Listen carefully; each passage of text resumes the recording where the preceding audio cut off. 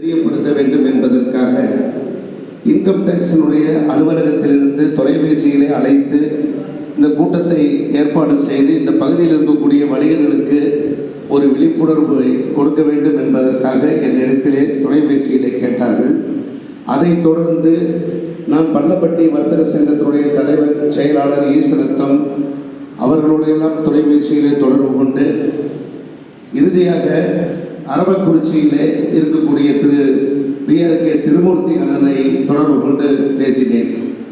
உங்களுடைய மண்டபத்தை நீங்கள் இந்த கூட்டம் நடத்துவதற்கு கொடுங்கள் என்று கேட்டேன். அவர் தாராளமாக தருகிறேன், அனைவரும் வந்து நடத்த சொல்லுங்கள் என்று சொன்னார். அதே நேரத்தில் அவரிடத்திலே நீங்கள் அனைவரையும் நீங்கள் தான் அழைக்க வேண்டும் என்று சொன்னேன். அது எந்த வகையிலும் சாத்தியக்கூறாகாது என்று சொல்லிவிட்டார். நீங்கள் வர சொல்லுங்கள், மீட்டிங் நடத்துங்க. ஏன்னா நான் போய் இன்கம் டேக்ஸ் மீட்டிங் வாங்க நான் எங்கள் யாரையுமே நான் கூப்பிட முடியாதுன்னு சொல்லிட்டேன். என்ன காரணம் என்று சொன்னால் இன்கம் டேக்ஸ் என்றாலே பயம், அனைவருக்கும் ஒரு அச்சமும் பயமும் இருக்கிறது. அது கரூரில் இருக்கக்கூடிய வணிகர்களுக்கே இருக்கிறது என்றால் அப்புறம் அரவக்குறிச்சி பள்ளப்பட்டி இந்த பகுதியில் இருக்கவங்களுக்கு அனைவருக்கும் இருக்கத்தான் செய்யும்.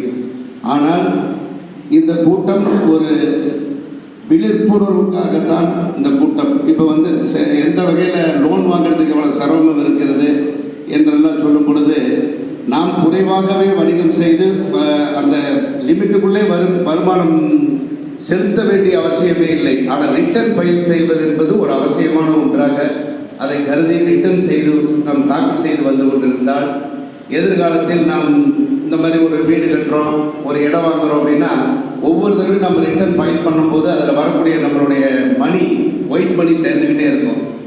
அதோடு நம்ம டேக்ஸும் கட்டிக்கிட்டு வந்தோம்னா நாளைக்கு ஒரு ப்ராப்பர்ட்டி வாங்கும்போது அது ரொம்ப நமக்கு ஒரு பயனுள்ளதாக அமையும்.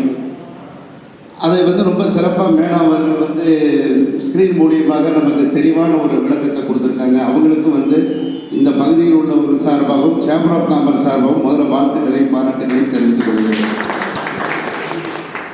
அதே நேரத்தில் நம்மளை இன்னைக்கு உள்ள காலகட்டம் தொழில் ரொம்ப பின்தங்கிய நிலையில் போயிட்டு இருக்குது. இப்போ கூட கடந்த ஞாயிற்றுக்கிழமை நாம் 2030 50,000 கோடி இலக்கை உறுதி செஞ்சு ஒரு மிகப்பெரிய ஒரு தொழில் முனைவோர் கூட்டத்தில் மாவட்ட ஆட்சித்தலைவர் நம்மளுடைய அமைச்சரை வச்சு அட்லஸ் அரங்களை நடத்தினோம். அனைவரும் தொழிலை ரொம்ப நம்ம இன்னைக்கு காலகட்டத்துக்கு தகுந்த மாதிரி எடுத்து செல்லணும். இன்றைக்கெல்லாம் கார்பரேட் கம்பெனி கூட நம்ம போட்டி போட்டு தொழில் செய்யக்கூடிய ஒரு சூழ்நிலைக்கு வந்துட்டோம். பழைய நிலைமையிலே நாம் இருந்துட்டு இருந்தோம்னா இன்றைக்கி நம்மளுடைய தொழிலை விட்டு போகக்கூடிய சூழ்நிலையில் இருக்கிறோம். அதுக்காக தான் இப்போ நம்ம ஒரு தொழில் முனைவோர் கூட்டம் போட்டிருந்தோம். அதுக்கெல்லாம் கூட திருமூர்த்தி அண்ணனுக்கு அழைப்பு கொடுத்துருந்தேன். அவசியம் வாங்கன்னு சொன்னேன். ஈஸ்வரத்தம் பள்ளப்பட்டி எல்லாம் வந்திருந்தாங்க.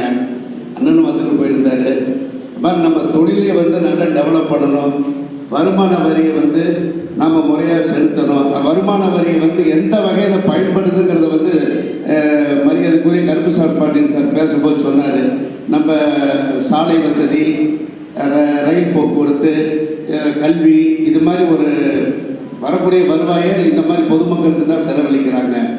அதனால் வருமானத்துறை வரியை நம்ம கட்டுறது இந்தியாவில் இருக்கக்கூடிய ஜனத்தொகையிலே 2% தான் கட்டுறதாக சொல்கிறாங்க. ஆனால் இன்னைக்கு உள்ள வணிகருடைய சிரமம் மிகுந்த ஒரு பாதிப்படைந்த நிலையில் வணிகம் போய் கொண்டிருக்கின்றது. தயவு செஞ்சு இன்கம் டேக்ஸ் டிபார்ட்மெண்ட்டில் உள்ளவங்க தப்பாக நினச்சிக்க வேண்டாம். எதற்கெடுத்தாலும் வரி பாருங்க.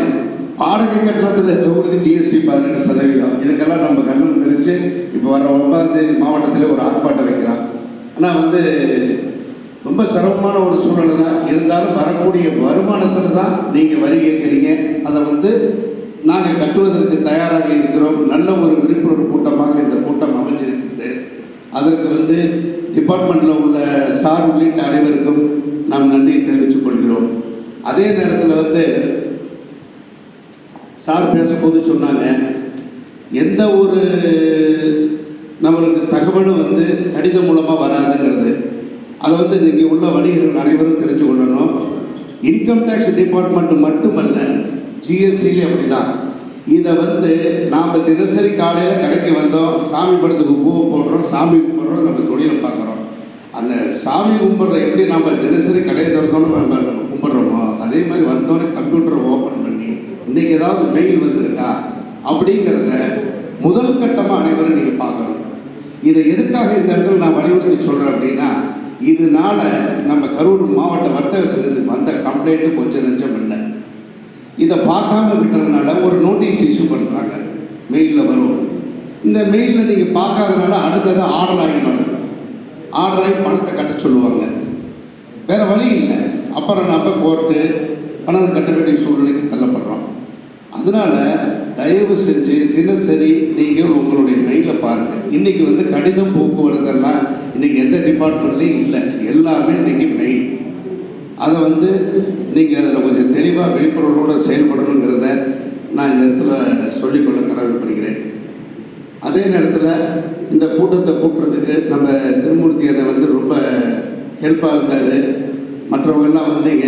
இது வந்து இந்த பகுதியில் இருக்கவங்களுக்கு ஒரு நல்ல விழிப்புணர்வு கூட்டமாக அமைஞ்சிருக்குது, அதில் எந்த சந்தேகம் இல்லை என்பதை சொல்லி பேசுவதற்கு வாய்ப்பு கொடுத்த உங்கள் டிபார்ட்மெண்ட்டுக்கும் இந்த பகுதியில் உள்ள வணிகர்கள் சார்பாக நான் நன்றி பாராட்டை தெரிவித்துக் கொண்டு வணக்கத்தை சொல்லி விடைபெறுகிறேன். நன்றி, வணக்கம்.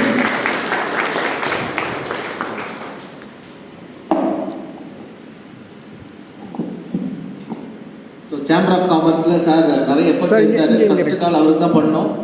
ஸோ சார் வந்து ஒரு நல்ல ஒரு சக்ஸஸ் மீட்டிங்கில் காமிச்சார். Thank you sir, thank you for your valuable speech. இது இருக்கும். ஸோ கரூர் மாவட்டத்துடைய சேம்பர் ஆஃப் காமர்ஸில் அவருடைய கருத்துக்கள் எல்லாமே உங்களுக்கு கொடுத்துட்டாரு. அப்புறம் இன்னொரு இன்ஃபர்மேஷன் சொன்னார், அரவக்குறிச்சியில் சேம்பர் ஆஃப் காமர்ஸ் கொஞ்சம் ஸ்டார்ட் பண்ணுறதா சொல்லியிருந்தாரு.